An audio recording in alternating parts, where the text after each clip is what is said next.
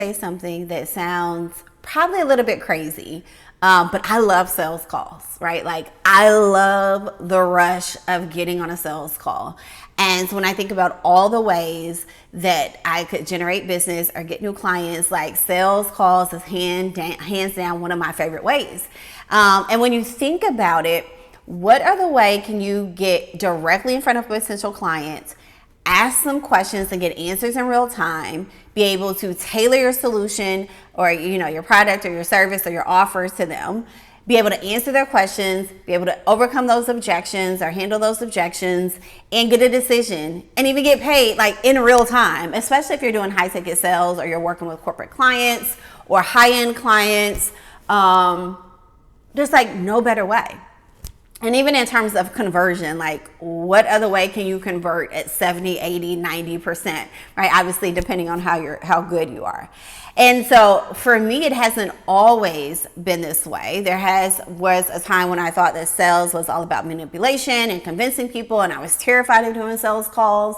And I wasn't always showing up as confident to those sales calls. And so what I want to talk about in this video is how do you increase your sales confidence so that you can end up increasing your sales conversions. And this is really important to understand. There is a connection between your confidence and conviction on a sales call and your conversion. Right, so a good way to think about this is that sales is an energy transfer. Right? Sales is an energy transfer. So if you are going onto a sales call and you're thinking like, oh, they're probably not going to buy. I wonder if they have any money. I wonder if my price is too high. I really don't like doing sales. I hope that they don't show up, right? How am I going to present my offer? And you have like all of this negative stuff happening in your head. That energy is going to transfer once you get on that call. They're going to be able to sense that even if it's at a subconscious level, and someone who wants to buy from you won't buy from you, and they won't be able to tell why, but it's because there's an energy transfer. So you are transferring that negative, judging, insecure confidence or energy to your prospect. And so you want to make sure that when you are showing up on a sales call that you are confident in yourself and that you have conviction in what it is that you're selling. Okay, so let me give you some things that I personally do or have done to increase my sales confidence over the years. So the first thing is that you're going to have to shift your perspective about sales. So if you are going into a sales call and you think that selling is bad, you're never going to want to be good at it. Right? Like you're not going to want to get good at something that you think is bad. And so the first kind of thing that you need to do is get your mind right. And so for me, thinking that sales was bad, like this was me. I thought it was manipulative. I thought it was about convincing people. I thought it was about like doggy dog world and like twisting people's arm into a yes and getting them to buy things that they either don't want or need. Like I had all of this negative beliefs about sales.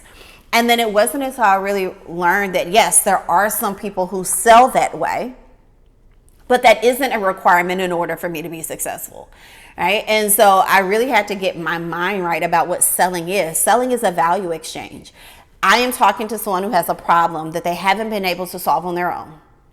I have a solution that will solve the problem that they have, and in exchange for me solving that problem, they're going to pay me money. That is what selling is. It is basic communication. And so making that mindset shift is going to help you be more confident on your call because you're not doing something that you think is bad. You're actually doing something that is helpful because you're going to be able to give them something that's going to help them get to their results quicker, faster, easier than they've been able to trying to do it on their own. Right? Some other things that will help you be more confident when you're on a sales call and consequently increase your conversions would be like, what prep are you doing before you get on the call, right? And so for me and with my clients, what I give them is an appointment roadmap. So there's basically a pre-call plan, things that they can fill out to prep for their call. What is the outcome that they're looking for? How much time do they have on the call? What questions do they want to ask? What questions do they anticipate the prospect is going to have for them? And like, how do they want to respond to that? What information have they already gathered, right? So doing this kind of appointment roadmap or pre-call plan helps them go in with a strategy, right? Aside from even having a sales process, like they have a strategy on how they're going to approach the call. So they're not out there winging it, right? They're not out there just kind of going with the flow, right? Yes, there's an element of being able to go with the flow when you're talking to someone in real time, but the more effort you put on the front end, the less effort you have to put on the back end, right? So having some type of pre-call planning that you're doing, on an appointment roadmap that you're filling out, is really helpful for you to get yourself in the right mindset, but then also having something that you're referencing so you don't feel like I'm just out here winging it and making things up, and that you can have something to go to if you get stuck, right? Like, oh, I already have these questions that I want to ask. I already have this information that I want to gather. The other piece on the pre-call planning is really what information are you getting before you get on the call. I never get on the call and go in blind. Like, I always have gathered some information from the prospects when they have booked time with me on my calendar. It requires them to answer some questions. And so I have that information that they're providing to me. I have the information that I'm doing in my own research. So I naturally am going to be more confident on that call, and I'm going to be more efficient, because I'm not having to figure out A, B, and C on the call. I'm going into the call with A, B, and C. Because I have that information, I'm able to think about, okay, this is what they said when they booked their appointment. What additional questions do I want to ask around this? What additional questions do I want to ask around this? Oh, what part of my offer can I then speak to about how we're going to address, whatever the information they put together, put on the form when they booked an appointment.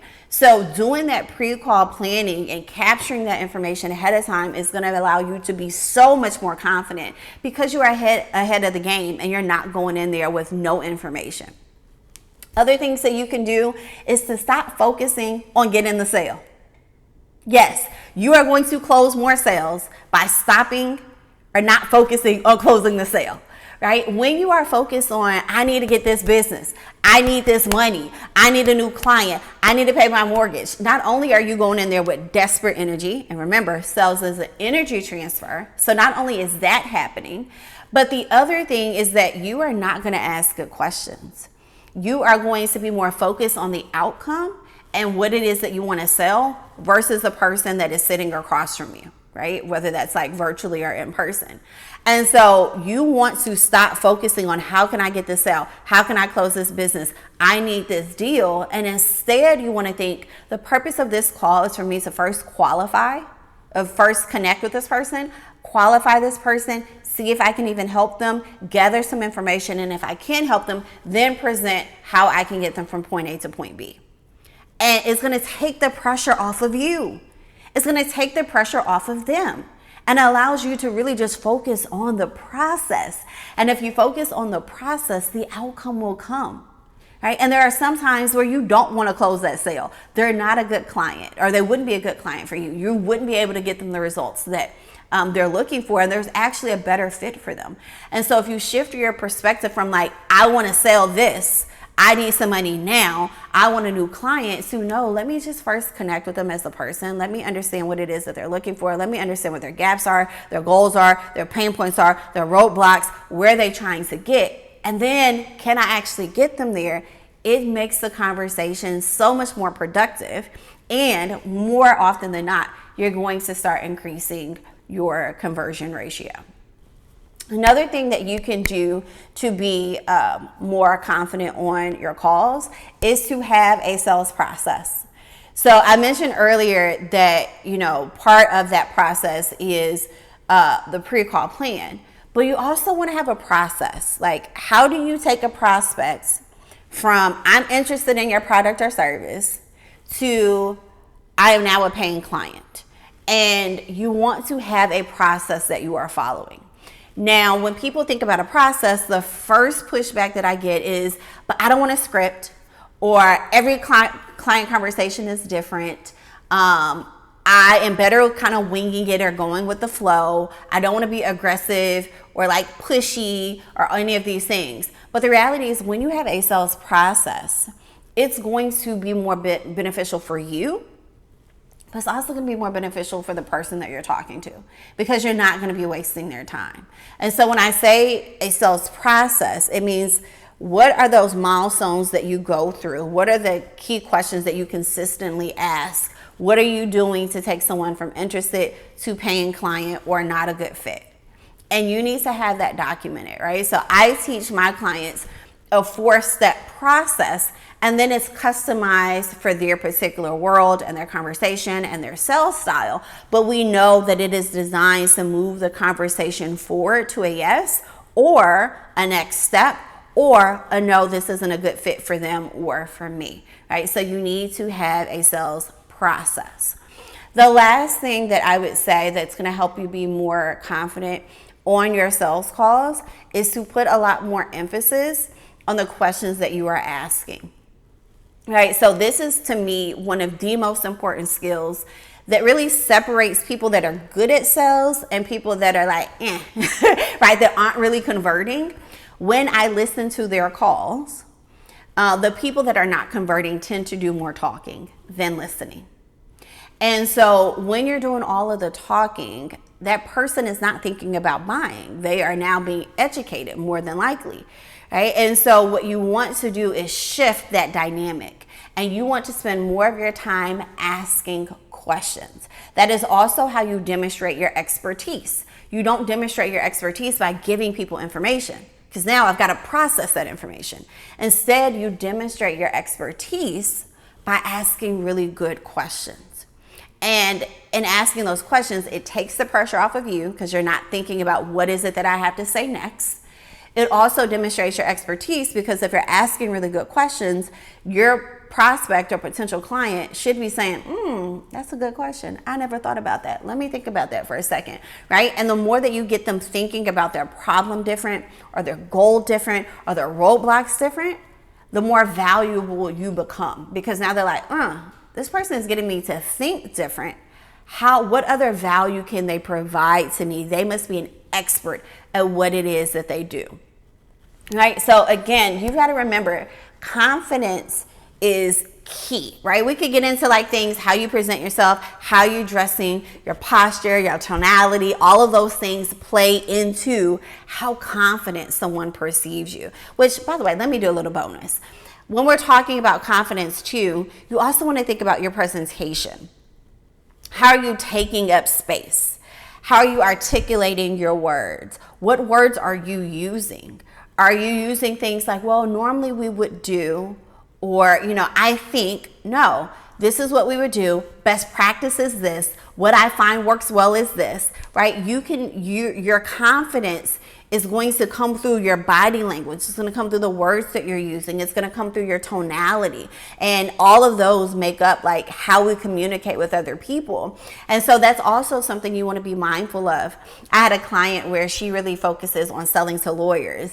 And she's laid back, she's casual, she's working from home. But one of the things that she realized is like, hey, I should probably dress up a little bit more for my sales calls, because there's an instant like impression that she's making, right? So how are you presenting yourself and how you dress? And that's going to be different depending on your personal brand and like your audience and things like that. But you've got to be mindful of perception, right? Perception is reality. So how are you presenting yourself and how you're dressed? How are you presenting yourself in your posture? How are you presenting yourself in your tone? Do you sound confident, or do you sound like you're second guessing yourself?